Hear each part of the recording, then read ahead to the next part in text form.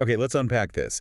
If you're one of the, millions dealing with sleep issues, maybe even serious stuff like sleep apnea, it's more than just feeling tired. Oh, absolutely. These sources we're looking at really drive home how poor sleep hits concentration, And focus. even major health things, right? Like high blood pressure, heart disease. Exactly. And for something like obstructive sleep apnea, standard medical treatments like CPAP machines, often completely necessary. They're the go-to for very solid reasons. Right. But what's interesting here and what these sources explore is this idea of natural support. Specifically, certain herbs potentially helping with deeper sleep, maybe even breathing. But crucially, and the sources stress this, alongside standard medical care, not instead of it. Yes, exactly. That distinction is key. And what's useful about the material you provided is it kind of gives us a shortcut into this traditional knowledge, how plants might complement those modern approaches. It lays out, what, 7 herbs? 7 specific herbs, yeah, and practical ways the sources suggest they could be used. So our mission really is to dig into these sources, pull out what they say about these herbs, and see how they might fit into a broader sleep support plan. Okay, let's jump in. Where do they start? All right, so the sources group these herbs, and the first one they tackle is valerian root. Ah, valerian. Feels like one you hear about a lot for sleep. The sources describe it as a natural sedative, calming the nervous system. That's the idea. They suggest it might help you fall asleep faster and maybe improve the overall quality of sleep. That's according to these specific sources, of course. And the simplest way they suggest using it. Just brewing 1 teaspoon of the dried root in hot water. Let it steep for about 10 minutes before bed. Pretty straightforward. But they also offered something more specific, didn't they? A sleepy time tea. They did. It's basically that teaspoon of dried valerian, but you can optionally add a teaspoon of lemon balm or chamomile too. Steep it all in a cup of hot water for maybe 10 to 15 minutes. Strain it, then drink it. What, 30 to 60 minutes before bed? That's the recommendation, but there's an important caution they included. Ah, yes, I remember seeing that, about continuous use. Exactly. They advise against using it for more than 2 weeks straight, mainly to avoid potential dependency. That's a really vital piece of info from the source. Definitely good to flag that. Okay, moving on. What's next? Next up is chamomile. The classic bedtime tea. What do the sources highlight about it? They mention a compound called apigenin. That's apparently one of the main things in chamomile thought to promote relaxation. So it's particularly good, they suggest, if anxiety is what's keeping you up. That seems to be the angle, yes. Reducing those insomnia symptoms linked to feeling anxious. And usage. Just tea or... Well, yeah, drinking the tea nightly is one suggestion. Or using chamomile essential oil in a diffuser. Standard stuff. But they also had a recipe, right? Sounded kind of nice. A chamomile and honey bedtime latte. Yeah, that one sounds cozy. You steep a chamomile tea bag or about a tablespoon of dried flowers in just a little bit of boiling water, like a quarter cup. Then you warm up a cup of oat milk or almond milk, something like that. Combine the strong tea infusion with the warm milk. And stir in honey. Cinnamon. Yeah. A teaspoon of raw honey, maybe a dash of cinnamon. Enjoy it warm before bed. Creates a nice little ritual. It really does. Okay, how about lavender? Another popular one for relaxation. Definitely. The sources mention its mild sedative effects, how it can ease anxiety, relax muscle. And they even linked it to snoring, reducing snoring caused by airway tension. That's what they suggest, yeah. That muscle relaxation aspect could potentially help there. Interesting. And the simple use. Just a few drops of the essential oil. Put it on your pillow or use a diffuser near your bed. Easy enough. And the specific recipe they offered. A pillow mist. Right, a lavender pillow mist spray. Mix half a cup of distilled water, 2 tablespoons of witch hazel or vodka, apparently, as a base, and then about 10 drops of lavender essential oil. Put it all in a spray bottle. Exactly. Shake it well, spritz it lightly on your pillows and Yep. bedding before you get in. Nice way to get the aroma right there. Makes sense. Okay, moving back to the things you ingest. Ashwagandha. That's an adaptogen, isn't it? That's the category, yes. What these sources focus on is its potential role in regulating cortisol, the stress hormone. Ah. So by managing cortisol, it helps balance the sleep-wake cycle. That's the idea presented. They suggest it might be particularly helpful if you're someone who wakes up a lot during the night. And how do they suggest taking it? The general advice is the root powder, often mixed into warm milk, dairy, or plant-based before bed. And they had a recipe for this too. Ashwagandha moon milk.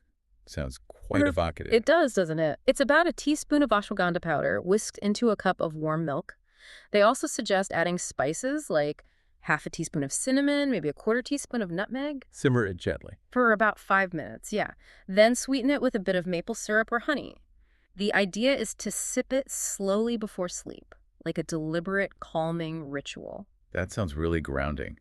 Okay, what other herbs did the sources cover? Passion flower was another one. Passion flower. What's the mechanism they suggest for that? The sources point towards its potential to increase GABA levels in the brain.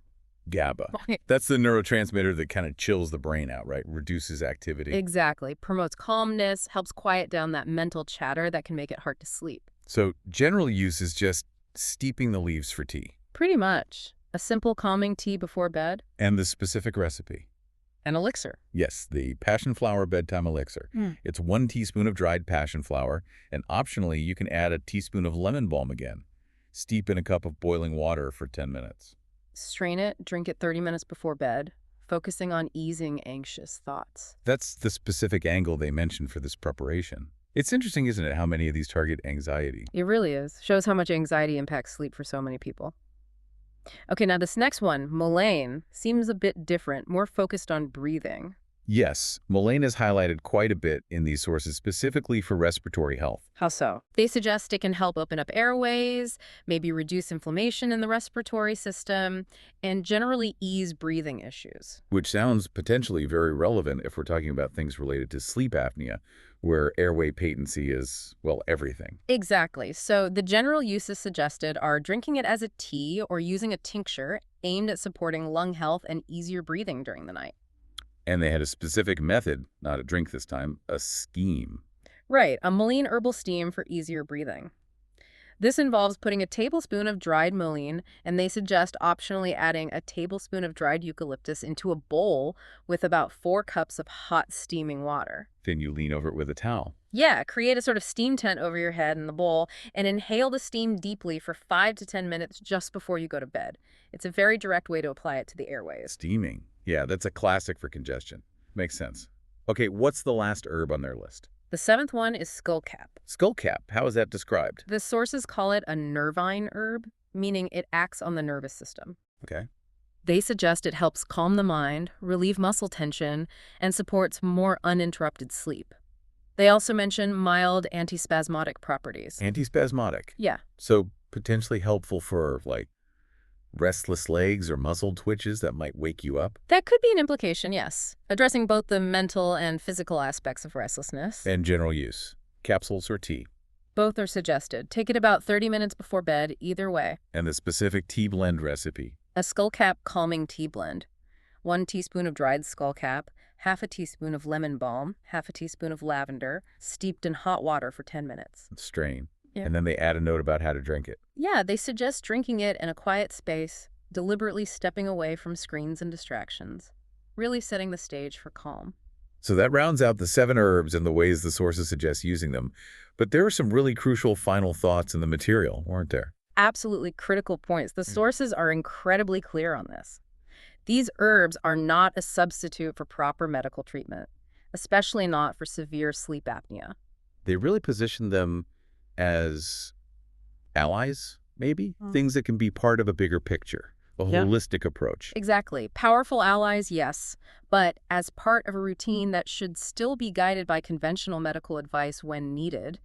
They complement, they don't replace. And the single most important piece of advice they hammered home. Talk to your doctor.